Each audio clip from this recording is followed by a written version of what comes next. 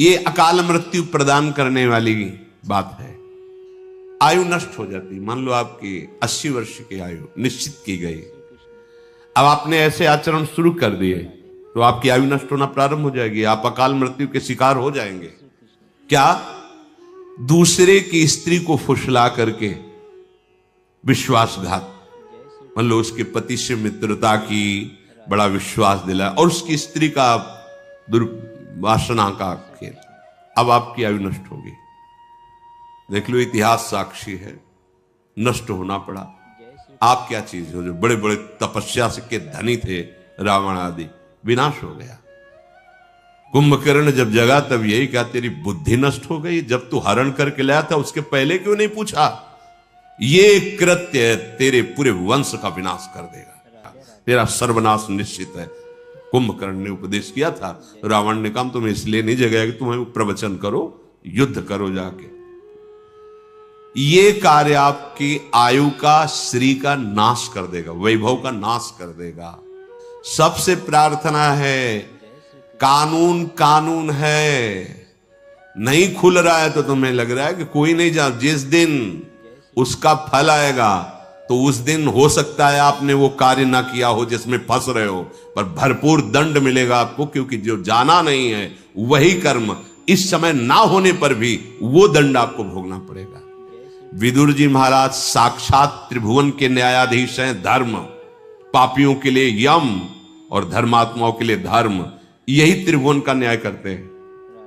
ये न्याय विभाग है, जैसे धन विभाग कुबेर जी, जल विभाग वरुण देव जी, वायु विभाग अग्नि विभाग, ऐसे ही ये न्याय विभाग है हमारे त्रिभुवन का। उसके अधिपति हैं धर्मराज स्वयं। वो स्वयं विदुर जी के रूप में मांडव्य ऋषि के हिसाब से स्वयं पधारे हुए निर्णय कर रहे। अकाल मृत्यु, आयु का अपहरण, जो मित्र बनाया, विश्वास दिलाया और उसकी स्त्री के साथ, या स्त्री अपने पति पर विश्वास जताकर दूसरे पुरुष से, तो ये मजाक मत समझना कि अरे सब ऐसे नहीं, बड़ा सावधानी का विषय है।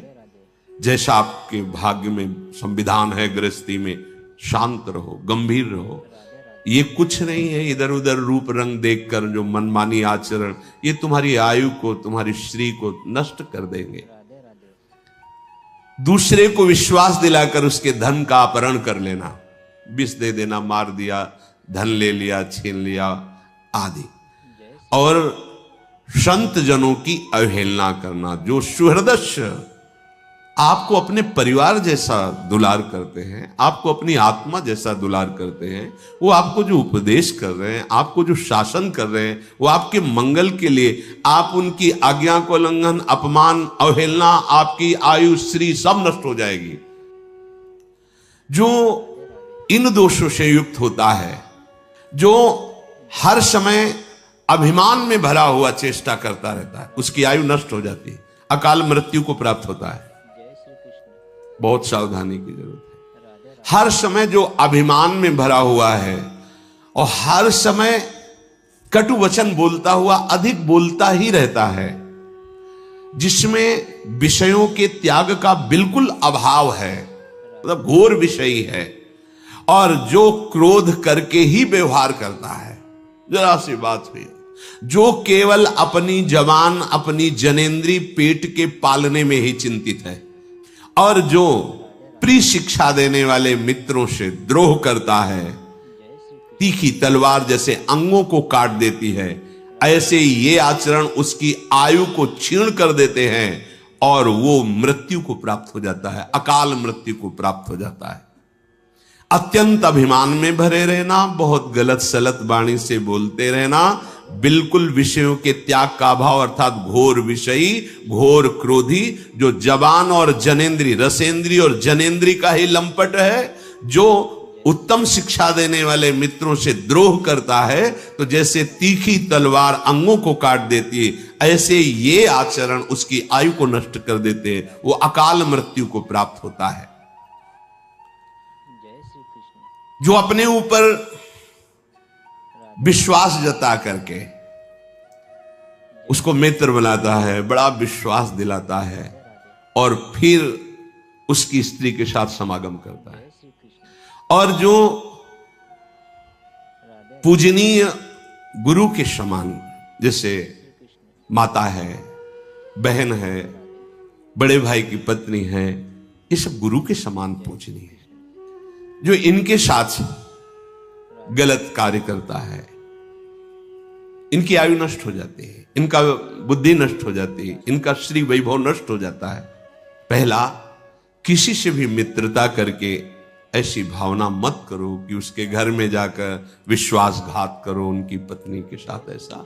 और जो आपकी पूज्या है, जैसे माँ है, बहन है, बेटी है, बड़े भाई की पत्नी माता के समान मानी गई है, पूर्व में चरण छूते हैं, माँ के समान उसको समझते हैं, तो इनको गुरु तुल्य मानना। जैसे हम गुरु को आदर से देखते हैं, ऐसे बेटी के प्रति, बहन के प्रति, अपनी माता के प्रति, ऐसे बड़े भाई की पत्नी के प्रति हम ऐसे भाव। जो किसी के भी साथ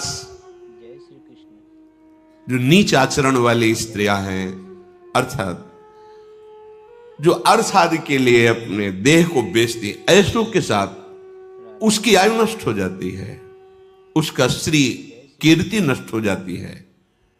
और जो ब्रह्म ऋषियों की प्रति अपराध कर देता है, जो भागवत धर्म की सेवा में भागवत भाव को प्राप्त हुए जन है, तो सारा वैभव उनके चरणों में लुटता है। यदि आप शासक होकर, बड़े अधिकारी होकर, या आप बलवान होकर उसका अपहरण करते हैं, तो आपकी आयु नष्ट हो जाएगी, आपका श्री तेज पुण्य नष्ट हो जाएगा।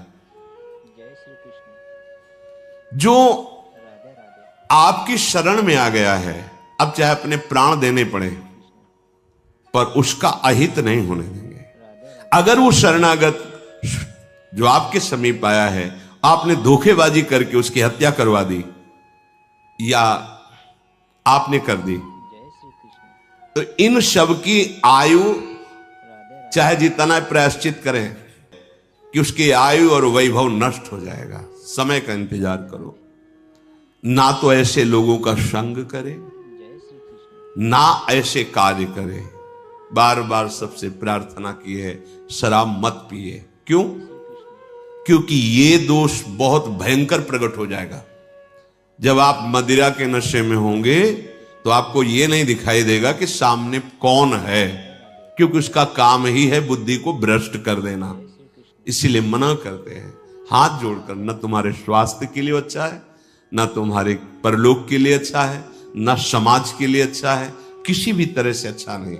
मदिरापान करना, परिस्त्री गमन करना, अभिमान भरी चेष्टा करना, अधिक गाली आदि बोलते रहना, हर समय क्रोध नाक में रखे रहना, अपने रसेंद्री और जनेंद्री के ही भोग का केवल चिंतन करना, मित्र द्रोह अर्थात अपने मित्र पर विश्वास दिलाकर उसकी स्त्री के साथ समागम करना, और जो गुरु के समान पूज्य हैं उनके साथ ऐसी वृत्ति रखना, जो शरीर को बेचते हैं अर्थ आदि से, उनके साथ समागम करना, जो ब्रह्म ऋषियों की जीविका को नष्ट कर देना, जो संत महात्मा इनसे आदेश पूर्वक सेवा करवाना, इनकी आयु श्री ये नष्ट हो जाती है और वो अकाल मृत्यु को प्राप्त होते हैं।